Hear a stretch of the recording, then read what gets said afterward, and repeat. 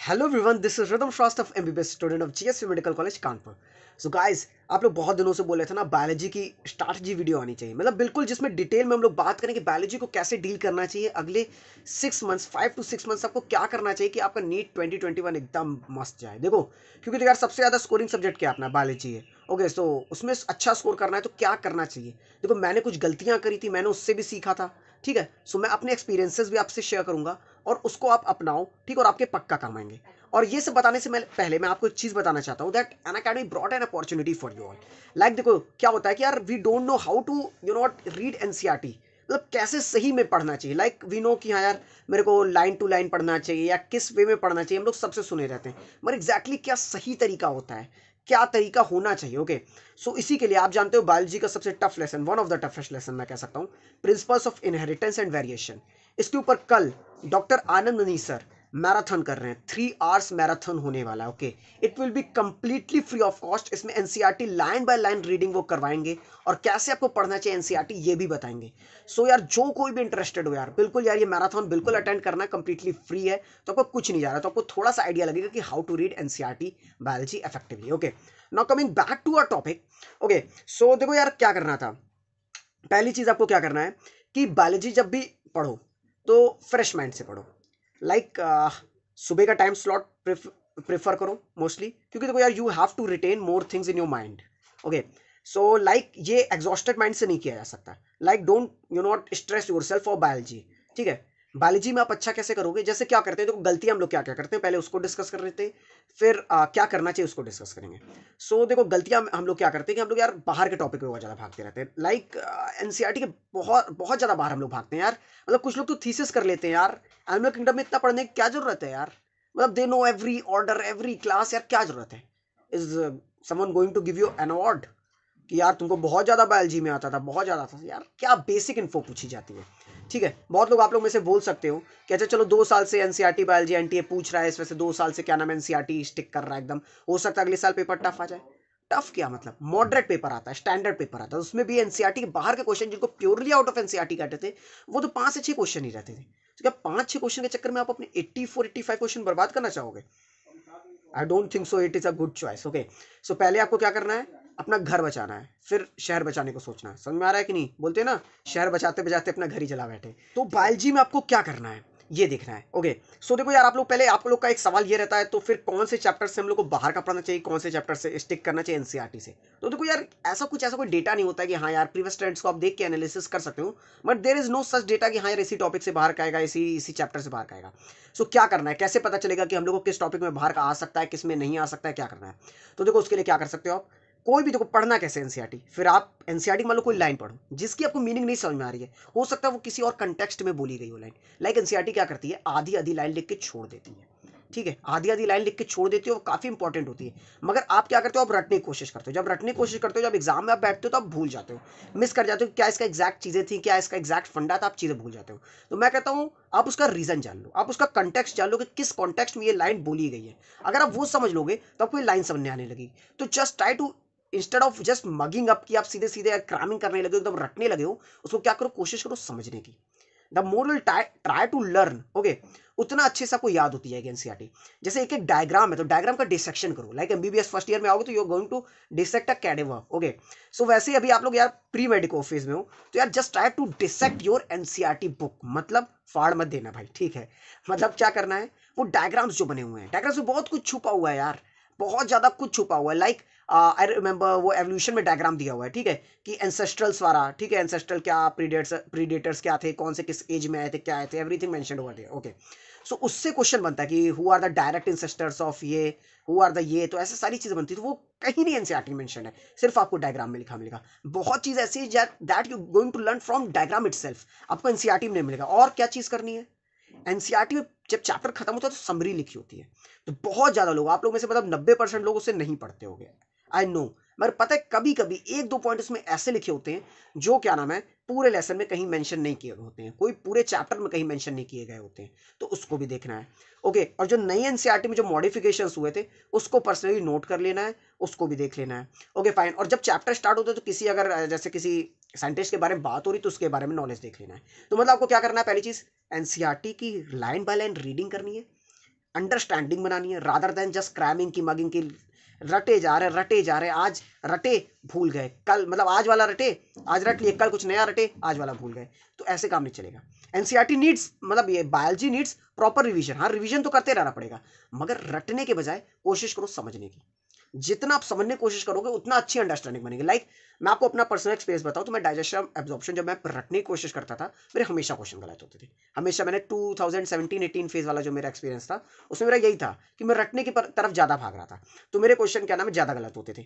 तो फिर मैंने अंडरस्टैंडिंग बनाना स्टार्ट की। लाइक सपोज मैंने कार्बोहाइड्रेट खाया, कार्बोहाइड्रेट मैंने इनटेक किया, सो माउथ में जैसे मैंने पढ़ा था 30% डाइजेशन होता है, तो अंडरस्टैंडिंग बनाई कि अच्छा 30% डाइजेशन कार्बोहाइड्रेट का कह रहा है माउथ में इटसेल्फ हो जाता है।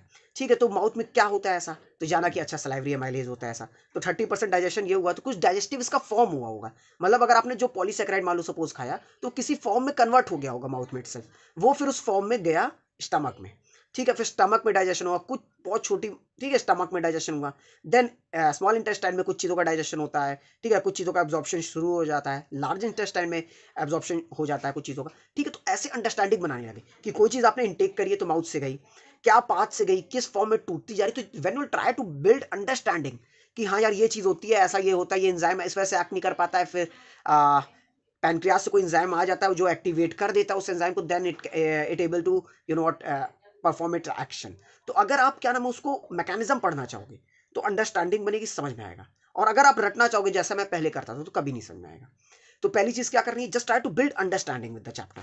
मतलब हर चीज में लाइक एनसीईआरटी प्लांट किंगडम में अगर लिखा हुआ है तो एवोल्यूशनरी पैटर्न में लिखा हुआ है कि कौन सा प्रिमिटिव है, कौन सा मोस्ट एडवांस्ड है, क्या है प्रिमिटिव कैरेक्टर, क्या है मोस्ट एडवांस कैरेक्टर, क्या चीजें होती हैं, क्या एडवांसमेंट की तरफ जा रही हैं, क्या चीजें रिड्यूस हो रही है, कैरेक्टर जो आगे बढ़ने पे रिड्यूस होते जा रहे हैं, क्या कैरेक्टर ग्रो करते जा रहे हैं। ये सब पैटर्न आपको एक्नॉलेज करने हैं। आपको ये nobody is going to you not serve you, ये आपको खुद से मेहनत करनी है।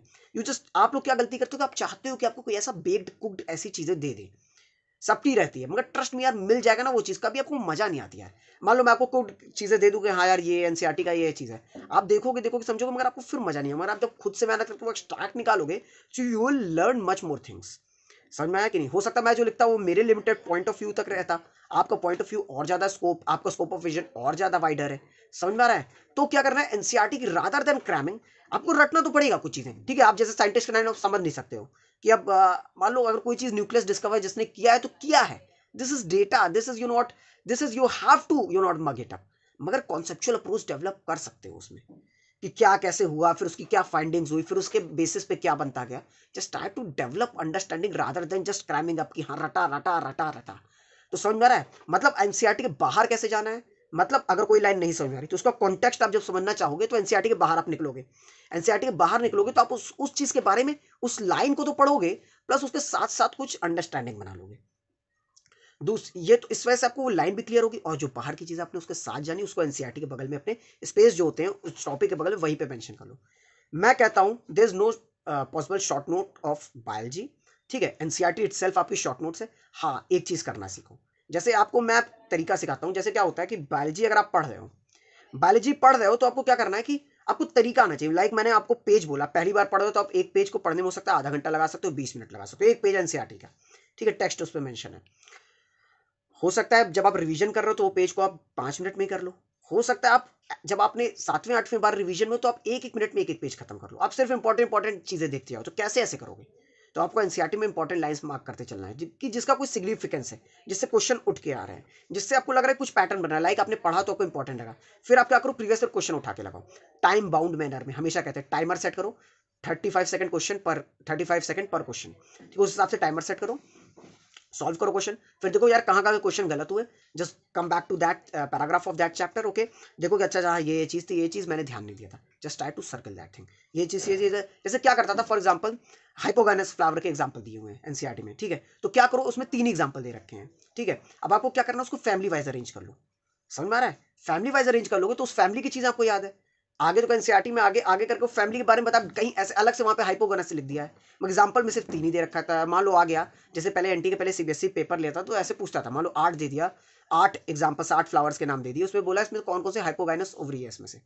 ठीक है, तो अब आप सोचोगे एनसीईआरटी में तो 3 ही मेंशन किया था, तब कैसे समझेगा? तो आपको फैमिली लेवल पे जाना है, तो थोड़ा सा अंडरस्टैंडिंग बनाओ। समझ में आ रहा है कि नहीं? मैं मतलब आपको एक्सप्लेन करने की पूरी कोशिश कर रहा हूँ कि कैसे अंडरस्टैंडिंग बनानी है। ठीक है, सो आपको क्या करना है, एनसीईआरटी को पूरा एकदम डिसेक्शन करना है। मतलब एक एक चीज अगर कुछ उसमें मेंशन है, दैट यू मस्ट नो। कहाँ कैसे बाहर की जाननी है, प्रीवियस क्वेश्चन से जानोगे। बहुत ज्यादा क्रैमिंग चक्कर में मत भागना कि मैं क्या नाम है बहुत ज्यादा एक्सपर्ट बन जाऊंगा, मैं बहुत डीप बायोलॉजी की बुक लगा देता हूँ, मेरे को बहुत ज्यादा नॉलेज है मेरे पास। मतलब होता है ना कि यार एक सोचते हैं कि मैं बहुत ज्यादा पढ़ लूंगा। देखो एकदम सच बात बता रहा हूँ, जब आप तैयारी करते हो तो आप सोचते हो कि एक दिन ऐसा आएगा कि मैं इतना ज्यादा पढ़ लिया हूँ कि मैं कह सकता हूँ कुछ भी पूछ लूँ मेरे को सब आता है, सब आता है, धुआं धुआं हो जाएगा। ऐसा दिन कभी नहीं आना, सच बता रहे हैं। इवन आपकी बहुत अच्छी भी तैयारी होगी, आप अगले दिन नीट में 680 भी स्कोर कर रहे जा रहे हो, 690 भी स्कोर कर रहे हो, तब भी आपको थोड़ा सा सेल्फ डाउट तो नहीं होगा, मगर आपको ये लग रहा होगा कि हाँ यार मतलब ऐसा नहीं है कि यार गलती तो हो सकती है। समझ में आ रहा है? मतलब वो धुआं धुआं कर देंगे और ये हो जाएगा, वो तो नहीं होता। मतलब ऐसा यकीन नहीं आता खुद पे आखिरी दिन तक। सो हमेशा चीजों को टालो ना कल पे, आज पे ही कोशिश करना स्टार्ट करो। ठीक है, और बायोलॉजी में एकदम बाय हार्ट एकदम लग जाओ। मतलब एक एक चीज एक एक डायग्राम, मतलब मैं अगर आपसे हाइड करके पूछ लूं डेटा कि ये डायग्राम में क्या मेंशन था, मान लो अगर कॉकरोच का डायग्राम एनसीईआरटी में दिया हुआ है, तो उसमें देखो कि क्या यार वो क्या होता था, सॉरी आई डोंट रिमेंबर, एनल सरकाया या एनल एनल स्टाइल, एनल स्टाइल मेल में शायद से पाया जाता था ना, ऐसा कुछ था। सॉरी अगर मैं गलत बोल रहा हूँ। ठीक है, तो एनसीईआरटी में जो डायग्राम दे रखा है उसमें शायद एनल सरकाय से बना है या एनल स्टाइल बना है, मुझे मेरे को याद नहीं एग्जैक्टली यार क्या बना है। ठीक है, तो वो मेल कॉकरोच का बना है कि फीमेल कॉकरोच का बना है, इस लेवल पे एनालिसिस करो। क्योंकि मेरे को याद है एनल सरकाय शायद दोनों में होता है, क्योंकि इसमें ईयर प्रेजेंट होता है कॉकरोच का, ऐसा ऐसा था कुछ। ठीक है, एनीवेज सो इसके बारे में यार जज मत करना, मैं भूल चुका हूँ, बहुत टाइम हो गया है, 1.5 साल हो गया है, 1.5 साल के ऊपर हो गया है। ठीक है, सो समझ में आ रहा है कि कैसे मतलब आपको वो एनसीईआरटी को एकदम मतलब हैक कर लेना है आपको एनसीईआरटी को। मतलब होता है ना यार सिस्टम हैक कर लिया आपने, तो अपने माइंड को हैक करो, बायोलॉजी एनसीईआरटी को हैक करो। और सही बात बताएं यार, तुम देखो पता है बाहर के चक्कर में मत भागना। 85 क्वेश्चन एनसीईआरटी से आएंगे ना, मैं वो पूरे सही करूंगा। और एनटी अगर रहा तो पूरे क्वेश्चन एनसीईआरटी से आएंगे, और आए भी हैं। ठीक है, और लोग 360 में 360 लाए भी हैं। अच्छे अच्छे बच्चे जो बायोलॉजी की प्रिपरेशन करें वो 330 340 तक गए थे इस बार। उनका सिलेक्शन रुक गया ड्यू टू मतलब उनका अच्छा स्कोर नहीं रहा, फिजिक्स केमिस्ट्री भी थोड़ा सा कम हो गया। एनीवेज समझ में आ रहा है कि नहीं? तो मतलब कंपटीशन आप 360 लिमिट नहीं है, आप कर सकते हो, आप बिल्कुल कर सकते हो 360 आउट ऑफ 360। बस मैंने जो बताया यार उसको फॉलो करो यार। मेरे से जो गलती हुई थी, मैं जो गलती कर दिया था जिसकी वजह से मेरे स्कोर कम रह गया था बायोलॉजी में, वो मैं आप लोग को नहीं करने देना चाहता हूँ, इससे मैं बिफोर हैंड बता दे रहा हूँ। और अभी इतना टाइम है ना यार कि बायोलॉजी को तुम इतना स्मूथ कर लो, इतना स्मूथ कर लो कि मैं मानता हूँ कि एटलीस्ट बिफोर पेपर आपका 2 डिजिट में रिवीजन हो चुका हो। मतलब 2 डिजिट मतलब एटलीस्ट 10 टाइम्स आपका बायोलॉजी एनसीईआरटी रिवीजन हो चुका हो। ठीक है, समझ में आ रहा है? इतना बस कर लो, पक्का यार बायोलॉजी में बहुत अच्छा कर ले जाओगे। सो आखिरी में जो यार हर वीडियो के आखिरी में जो एक क्वेश्चन पूछता हूँ पूछ लो। 2021 एस्पिरेंट्स रेडी हो ना? जोश तो कम नहीं हो रहा ना? पूछ लेता हूँ, चलो जवाब मिल जाएगा। रेडी? या ओके, सो हाउस द जोश? हाई सर आवाज आई दिल से? आई अगर हो तो कमेंट कर देना कि मेरे को पता चल जाएगा कि हाँ यार हाई सर आई थी। मेरा काम आपको पसंद आ रहा है, और सही में अगर पसंद आ रहा है तो प्लीज यार अगर अभी तक चैनल सब्सक्राइब नहीं किया तो कर दो। और बेल नोटिफिकेशन कौन ऑन करेगा? कौन? अरे कर दो यार प्लीज। चलो फिर चलता हूँ, bye bye, take care, wish you all the best.